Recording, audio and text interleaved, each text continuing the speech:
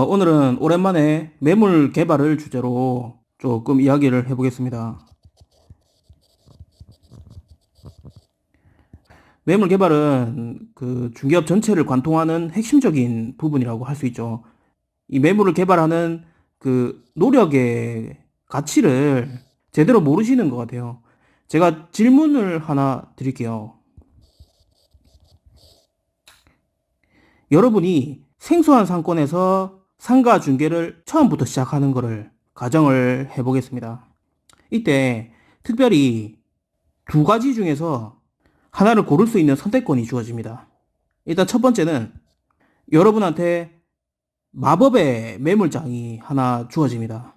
이 마법의 매물장 안에는 여러분이 타겟으로 잡은 그 상권이 어디든 그 상권 안에서 나온 매물이 전부 다 여기에다 기록이 되어 있어요.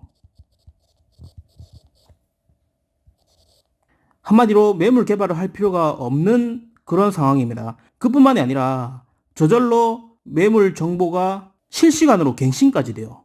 마법의 매물장이거든요. 만약에 다른 중개업소에서 가격을 깎는데 성공하면 이 마법의 매물장에 마치 마법처럼 반영이 됩니다. 실시간으로. 이 말은 매물 관리도 할 필요가 없다는 소리거든요. 그냥 손님이 오면 매물장을 확인해서 적당한 매물 뽑아서 보여주면 되는 그런 거예요. 모든 중개인들의 꿈에 그리는 상황이죠. 안 그렇습니까? 제가 마법의 매물장이라고 표현을 하긴 했지만 실제로도 사실 이런 상황이 있을 수 있습니다. 어떤 경우냐면 권리금을 주고 기존에 잘 운영되고 있던 중개업소를 인수를 하면서 거기에 소속돼 있던 일 잘하는 그 직원들까지 함께 인수했을 때 이런 일이 생길 수도 있거든요. 직원들 팀워크가 좋고 또 서로 일을 잘할 때는 매물 목록이 계속 최신화됩니다. 그게 가장 이상적으로 잘 운영되고 있는 중개업소의 형태인데 현실에선 잘 없죠. 특히나 매물로 나오는 중개업소들은 매물 관리는커녕 개발도 제대로 안 돼 있을 가능성이 농후합니다. 자, 두 번째 선택권은 첫 번째하고는 완전히 정반대예요. 매물이 하나도 없어요. 하나도 없이 그냥 맨 땅에서 처음부터 시작하는 거예요. 개업을 했든 취업을 했든 매물이 하나도 없어가지고 당장 매물 개발부터 시작해야 되는 그런 상황입니다. 뭐 누가 도와주지도 않아요. 다른 직원들이 있어도 아무도 매물 개발에 관심이 없고 빈둥빈둥하고 놀고 막 그런 곳입니다. 당연히 관리조차 안 되겠죠. 이 매물 관리에 대한 개념도 없어가지고 다른 사람들이 접수해 놓은 매물까지도 내가 직접 관리해야 되는 그야말로 첫 번째랑은 완전히 정반대되는 그런 상황입니다. 이 두 번째를 선택하신 분들은 한마디로 주어지는 게 하나도 없이 그냥 시작하는 거예요. 매물에 관해서는 도와주는 거 하나도 없습니다. 그냥 내가 전부 다 담당해야 되는 그런 상황인데 좀 극단적이긴 하지만 이게 현실적인 케이스거든요. 자, 이 둘 중에서 뭘 고르시겠어요? 여러분 같으면 이 매물이 모두 준비된 채로 중개를 시작하는지 첫 번째 하고 매물 하나도 없이 시작하는 이 두 번째 중에서 만약에 선택권이 주어진다면 뭘 선택하시겠습니까? 아마 경력과 무관하게 이 99%는 첫 번째를 고르실 겁니다. 개발 방법마다 차이는 있지만 이 매물을 확보하는 그 과정은 솔직히 사람이라면 누구나 귀찮아할 만한 일이고 사람마다 정도의 차이는 있겠지만 스트레스가 되기도 하거든요. 접수된 매물을 꾸준히 관리하는 것도 마찬가지입니다. 이렇게 따지면 첫 번째를 선택하는 게 똑똑해 보입니다. 근데 아이러니하게도 첫 번째 케이스로 시작을 하면 굉장히 높은 확률로 독이 되기 쉽습니다. 독. 솔직히 말하면 대부분에게 독이 된다고 생각해요. 오히려 이 두 번째 케이스처럼 매물 개발을 직접 반드시 해야 되는 그런 상황에서 중개를 하는 게 나중을 놓고 보면 훨씬 도움이 많이 됩니다. 내공을 정말 빠르게 성장시킬 수 있는 그런 좋은 환경이거든요. 만약에 저한테 묻는다면 저는 일부러 이런 곳에 찾아 들어갈 겁니다. 왜냐면 여러분은 매물 개발을 왜 한다고 생각하십니까? 단순히 매물을 많이 가지고 있으면 고객한테 다양한 선택권을 늘 제시할 수 있으니까 그래서 좋다고 생각하십니까? 중개는 그렇게 단순하지가 않습니다. 중개업은 마트를 운영하듯이 물건을 진열해 놓고 파는 판매업이나 단순히 소개해주는 그런 사업이 아닙니다. 정말 중요한 거는 따로 있습니다. 바로 정보입니다. 정보. 아까 말한 이 첫 번째 케이스는 그런 중개업소는 시장에 매물로 나오지도 않습니다. 여러분이 이 첫 번째 케이스에서 보셔야 될 그 핵심은 결국 매물 개발에 쏟는 노력이 전혀 안 들어가는 그런 상황이라는 거예요. 이 1번은. 이거는 사실상 여러분 주변에 있는 분들이 매물 개발을 최대한 어떻게든 피하려고 하는 거랑 전혀 다를 게 없는 똑같은 상황입니다. 그저 뭐 매물 개발에 쏟는 노력을 안 하는 게 자기 의지인지 아니면 타의적인지 그 차이밖에 없어요.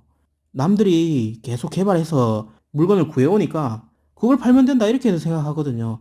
이런 분들이 주변에 많지 않습니까? 그분들이 대체로 뭐 계약을 안정적으로 잘하고 있는 것처럼 보입니까? 수입이 괜찮아 보입니까? 대부분 아니지 않습니까?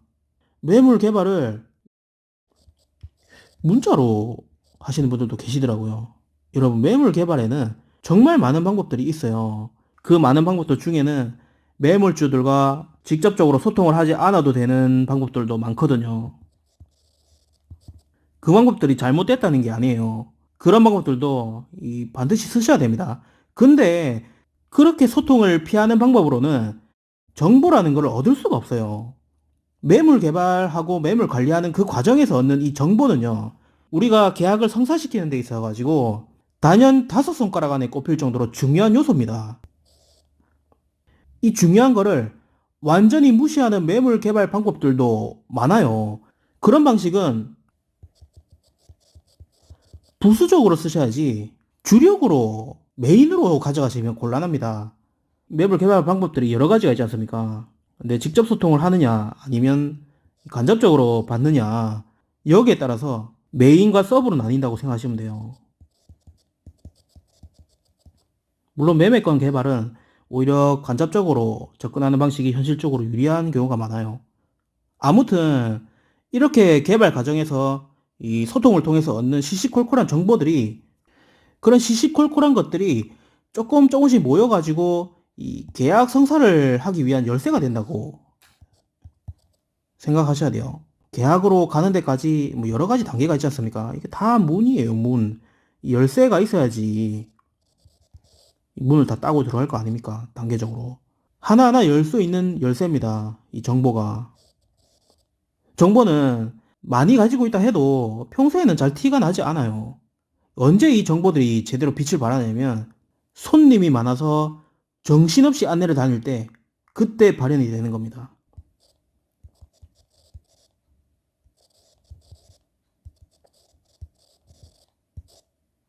이 안내할 때뿐만이 아니고 매물 개발할 때도 이런 정보들이 도움이 또 돼요. 결국 계속 물리고 물리는 형태로 시너지가 점점 커집니다. 눈덩이 굴러가듯이. 정보를 가지고 있고 툭 치면 반사적으로 튀어나올 정도가 돼야지 그래야 제대로 된 상담이라는 걸 할 수 있습니다. 정보가 없는데 어떻게 제대로 된 상담이 되겠습니까? 안 그렇습니까? 정보를 많이 안다고 해서 꼭 플러스가 되진 않아요. 근데 모르면 이 감점당합니다. 철저하게 당해요. 아리스길에서 매물개발법 강의를 수강하신 분들도 계실 텐데 그 강의 내용도 2018년 버전에서 거의 변함이 없어요. 왜냐면 딱 그 수준의 불편함 정도를 유지하는 게 마지노선이라고 생각하고 있거든요. 거기서 더 편하게 가려고 하면 계약이 갈수록 어려워질 수 있습니다. 이 매물개발법을 더 편하게 업그레이드를 하려면 할 수 있는데 굳이 그럴 이유가 없다고요. 여기서 더 편해지면 결국은 독이 된다고 생각하셔야 됩니다.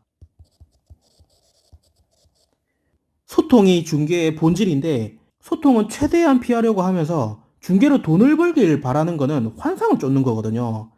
어느 정도까지는 당연히 편해야죠. 근데 그것도 정도가 있다 이겁니다. 단순히 매물을 확보하는 거는 1차적인 목표밖에 안 돼요. 핵심적인 거는 그런 소통 과정에서 얻을 수 있는 다양한 형태의 정보들입니다.